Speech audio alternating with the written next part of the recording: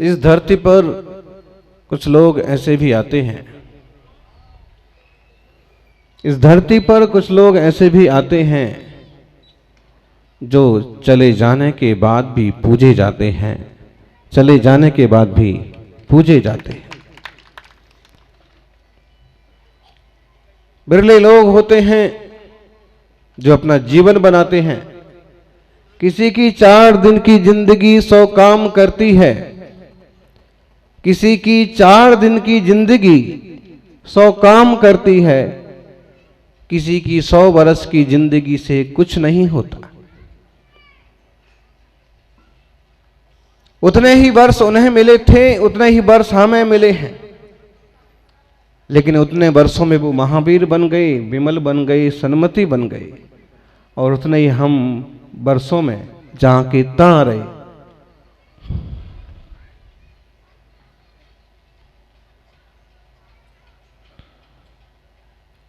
आप कहोगे जहां के तहां कहां रहे? 4 बच्चे हो गए हैं, बड़ी हवेली हो गई है, बढ़िया गाड़ी है, सुंदर लाड़ी है। आपके पास क्या है? मेरे पास बीबी है, बंगला है, झूमर है, गाड़ी है। आपके पास क्या है?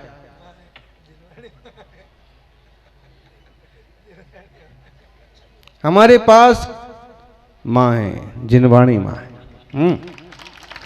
हमारे रत्नत्रय गुण हैं, हमारी आत्मा है। हमने जाना है, पहचाना है कि बाहर की चीजें तो बाहर ही रह जाती हैं, लेकिन भीतर को जगाओ तो आत्मा, शुद्ध आत्मा काम आती है, साथ जाती है।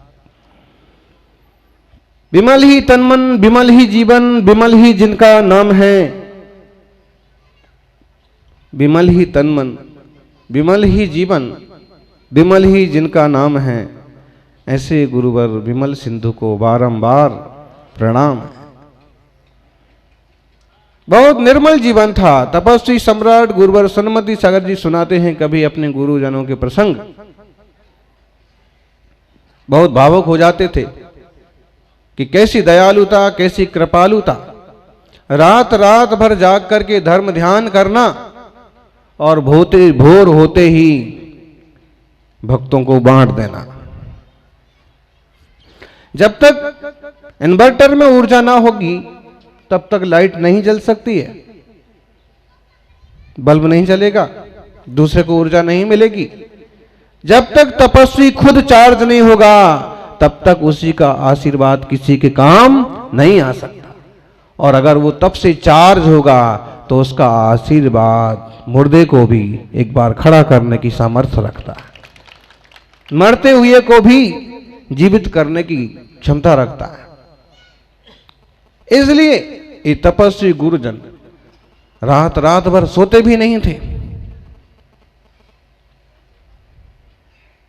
किसी ने कहा महाराज रात को सोया करो, विश्राम मिलता है।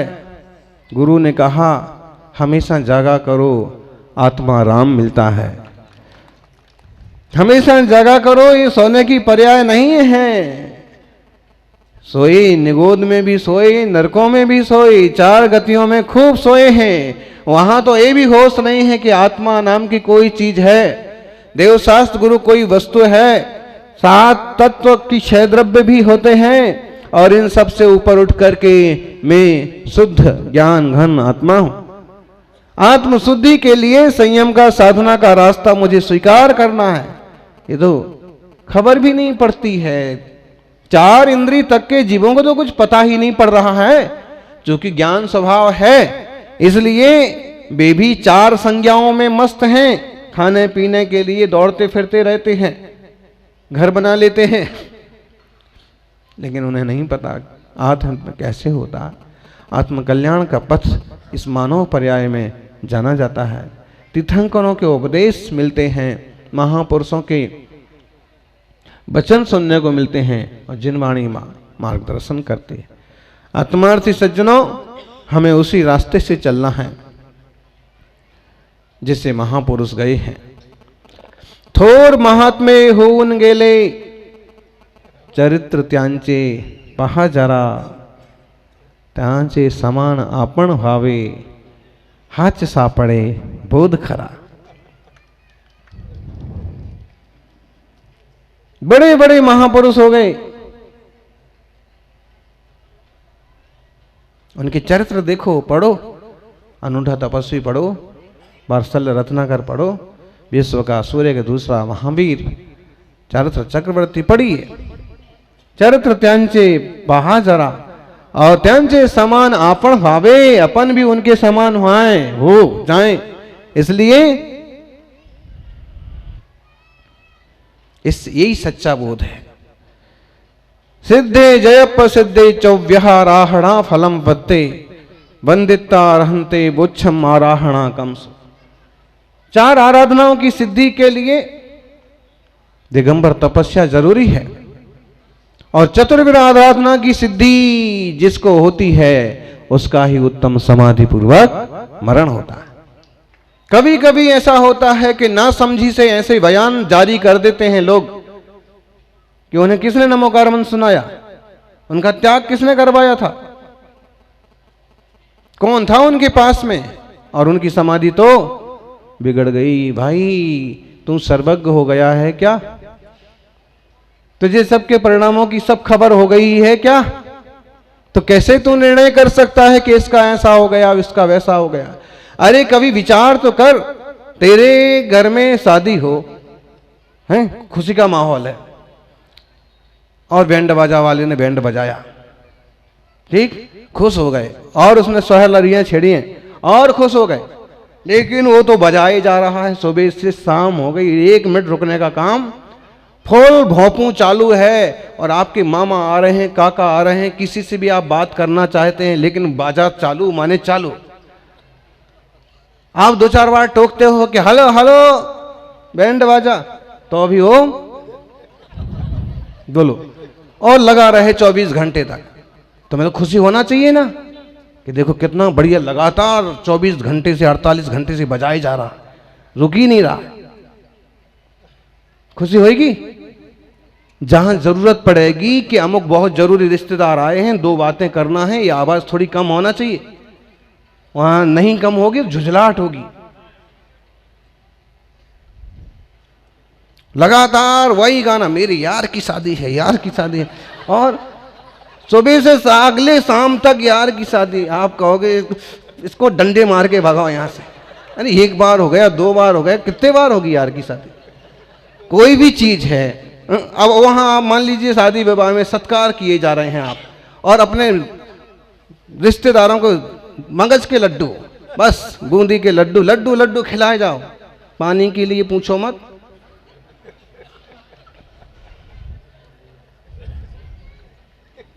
तो हर चीज की एक सीमा होती है, चाहे सुख के साधन हो, खुशी के साधन भी हो ना, तो कभी कभी वो भी दिमाग खराब कर देते हैं। तो जरूरी नहीं है कि जो छपक है, जो साधक है, वो तुमको नमोकार मंत्र बोलने को मना कर रहा है, इसका मतलब है कि उसको उससे विरक्ति हो रही है। अरे स्वस्थ इंसान भी थक जाता है कि भाई बहुत हो गया, ओवरलोड हो गया, थोड़ा आप चुप रहो, मुझे अपना चिंतन भी करने दो। मुझे नहीं पसंद है, जैसे अब गांव-गांव में युवा लोग अपनी मंडली बना लेते हैं कि मुनि महाराज गुरुदेव पधारेंगे और हम रात को भजन गाने जाएंगे, उनके रूम में बैठ के गीत गाएंगे। लेकिन मुझे नहीं जमता, बाहर बैठ के गाओ। क्योंकि वो, अब इसका मतलब महाराज तो भजन सुनते ही नहीं है, पता नहीं महाराज क्या सुनते हैं। महाराज ना भजन सुनते हैं ना कुछ और सुनते हैं, उनकी रुचि कुछ ऐसी है कि टोटल शांति रहने दे, दिन भर से भजन ही भजन सुन रहे हैं, अब थोड़ा सा अंतरंग में भीतर उतरने दे, उससे भी प्योर कोई और चीज है जहां उन्हें जाना है, और तूने वो जाना नहीं, इसलिए तू कहता है कि वो सुनते नहीं। तो ऐसा निर्णय नहीं कर लेना कि समाधि भावना सुना रहे थे तो उन्हें कर दिया हूं, नमोकार बोलने लगे तो उन्हें कर दिया हूं। इसका मतलब यह है कि कोई भी चीज की एक थकान हो जाती है, उनको नमोकार की थकान नहीं है। बोलो सब जने नमोकार मंत्र बोलो जोर जोर से, अब जोर जोर से बेचारा जाने की तैयारी में है और तुम बिल्कुल उसको, कई बार आदमी झुझला जाता है कि ये तो एकदम बिल्कुल ना जाऊं तो भी जवाने के लिए तैयार है। जोर जोर से कैसे, उसकी कैपेसिटी कम हो जाती है, सहनशीलता कम हो जाती है, हैं? लोग डीजे बजाते हैं ना, इस पर बहुत लोगों ने ऐतराज किया कि ये डीजे बजता है तो जो कमजोर लोग होते हैं, मरीज लोग होते हैं, कई बार उनको हार्ट तक की प्रॉब्लम हो जाती है, हार्ट फेल हो जाता है झटके से डीजे बजता है, कमजोर हो जाता है शरीर, इंद्रियां। इसलिए ये निर्णय नहीं कर लेना कि नहीं सुना का मतलब, सज्जनों, आराधना दूसरों के कराने से ही नहीं होती है। तपस्वी सम्राट के बारे में भी आता है। अंतिम समय में लोगों ने कहा साधुओं को बुलाएं, महाराज जी को बुलाएं, क्योंकि 2-4 साधु आके बैठ गए थे, सेवा में थे, बुलाएं, कुछ नहीं। जब हम खुद परिपक्व हैं, खुद समर्थ हैं, तो इसको बुलाएं उसको बुलाएं की जरूरत क्या है? और जितने आएंगे उतना माथा खाएंगे। पिछली बार आए थे तो निवेदन करने के लिए 1-2 गांव के लोग आते थे, थोड़ी शांति रहती थी।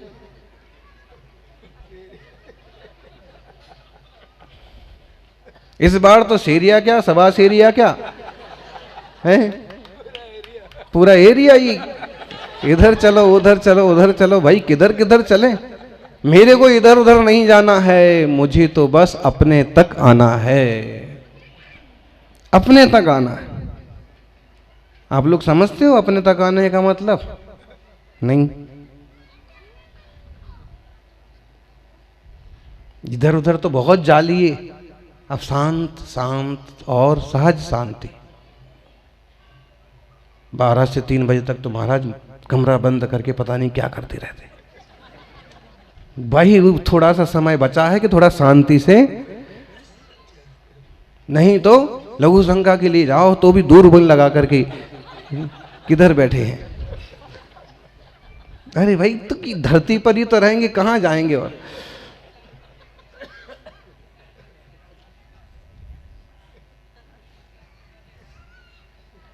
आप समझना, जरूरी नहीं है कि सामायिक के टाइम पर कोई उनको गीत सुनाए, कि कोई भजन गाएं, कि माला फेरें तो ही सामायिक होगी।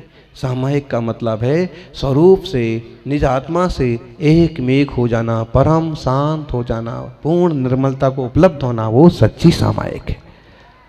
और इसी तरह के निर्मल परिणामों से देह का विसर्जन होना उत्तम समाधि मरण है। आज समाधि मरण दिवस है आचार्य भगवंत विमल सागर जी का, सन्मति सागर जी गुरुदेव के दीक्षा गुरु। और मैं तो ऐसा समझता हूं कि चारों आचार्य ना, ये 4 आराधना है। क्या? 4 आचार्य, 4 आराधना है, जो कि चारों ने ही चारों आराधनाओं की आराधना की। कौन सी हैं 4 आराधना? बोलो ज्ञानियों। साहब एकदम लंबा लंबा तिलक छाप के बैठे हैं, बताओ 4 आराधना के नाम। सम्यक दर्शन आराधना, सम्यक ज्ञान आराधना, सम्यक चारित्र आराधना, सम्यक तप आराधना। आप देखिए, कभी चिंतन कीजिए, आप एक एक पर घटाइए। सम्यक दर्शन आराधना के मूर्त रूप आचार्य आदि सागर जी महाराज अंकलिकर। चारों गुरुओं की मूर्तियां भी देखिए आप, दिव्य शांत भव्य। सम्यक दर्शन आराधना का मतलब है जिस जमाने में साधुओं के दर्शन नहीं हो रहे हैं और इक्के दुक्के हैं, तो उनमें भी साधना में कोई खास दम नहीं है, और वैसे में भी मूलाचार आदि का स्वाध्याय करके और मोक्ष मार्ग पर बढ़ने की हिम्मत कर लें और सर्वसंग त्याग करके 28 मूल गुण स्वीकार करें और विधिवत मूल गुणों का पालन करते हुए पूर्ण श्रद्धा रखें जिन शासन पर, जिन वाणी पर, और उसमें भी 7 उपास जैसी लंबी साधना करते हुए ध्यान ज्ञान में मगन रहे। समझ में आया मगन लाल जी? मुंबई में मगन रहने से मगन नहीं हो जाएंगे। निज में मगन होंगे तो सच्चे मगन होंगे।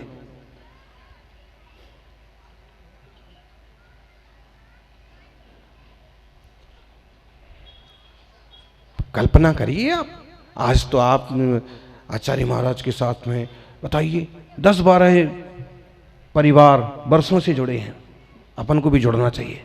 बिहार में 100-200 लोग आ ही जाते हैं, अपन भी जाके देखते हैं कैसे आते हैं। अब इतना सब कुछ, और जहां जाते हैं मेला लग जाता है, अपन भी मेला देखने चलेंगे, ठीक है। अब जहां कुछ ऐसा कुछ हो रहा है और उसमें श्रद्धा बने और व्यक्ति दौड़े तो समझ में भी आता है कि कुछ दिख रहा है। चौथे काल में तीर्थंकरों का समोषण चलता था और मिथ्या दृष्टि भी वो महिमा को देख के सम्य दृष्टि बन जाते थे। जिस काल में ऐसा कुछ खास प्रभाव नहीं है उसमें भी कोई मोक्ष मार्ग पर डटा रहा। बताइए, सम्यक दर्शन की श्रेष्ठतम आराधना अगर नहीं उन्होंने की अंकलीकर महाराज ने, तो क्या किया? उसी के बल पर डटे रहे और उत्तम समाधि मरण साधा, 14 दिन की समाधि। आचार्य महावीर कीर्ति ज्ञान आराधना, निरंतर ज्ञान आराधना, 18 भाषाओं का ज्ञान, अनेक शास्त्रों का ज्ञान, अष्टसहस्त्री जैसे शास्त्रों का मुखाग्र वाचन। उनके पहले लोगों में ये सोच थी कि दिगंबरों में तपस्या होती है, ज्ञान नहीं होता। और महावीर कीर्ति महाराज के बाद लोगों की सोच बदल गई, दिगंबरों में ज्ञान भी होता है, तब भी होता है। धारा बदल गई, सब ज्ञानी होने लगे। विमल सागर जी देखिए चारित्र की आराधना में वात्सल्य मूर्ति, सबके हित के लिए पुरुषार्थ करने वाली, आधी रात को भी आओ तो आशीर्वाद। तपस्वी सम्राट सन्मति सागर जी महाराज, तप आराधना, जो कि चारों में चारों आराधना है, लेकिन फिर भी देखिए आप ऐसे अनेक अनेक संत महंत हुए। जैसे विमल सागर जी ने समाधि साधी, कभी उन्होंने आचार्य श्री शांति सागर जी महाराज से जनेऊ लिया था, यज्ञोपवीत, और उनके 36 दिन की संलेखना समाधि के संस्कार उनके जीवन में भी आए और उन्होंने भी अपनी समाधि सम्मेश शिखर जैसे सिद्ध क्षेत्र पर साधी। उनके चरणों में वंदन। हमारा यह जीव भी जीवन में आत्मरूप की साधना करता हुआ, बाहर का तो जैसा चलता है चलता रहेगा, हमारे मूल गुणों का भी अच्छे से पालन हो और अंतरंग भाव शुद्धि भी निरंतर बढ़े और जीवन का अंत समय संलेखना समाधि की ऊंचाइयां छुए, ऐसी मंगल भावना, मंगल प्रार्थना। यानी साधु की संगति करोगे, सहज रूप से सेवा करोगे, जीवन ऊंचा उठेगा।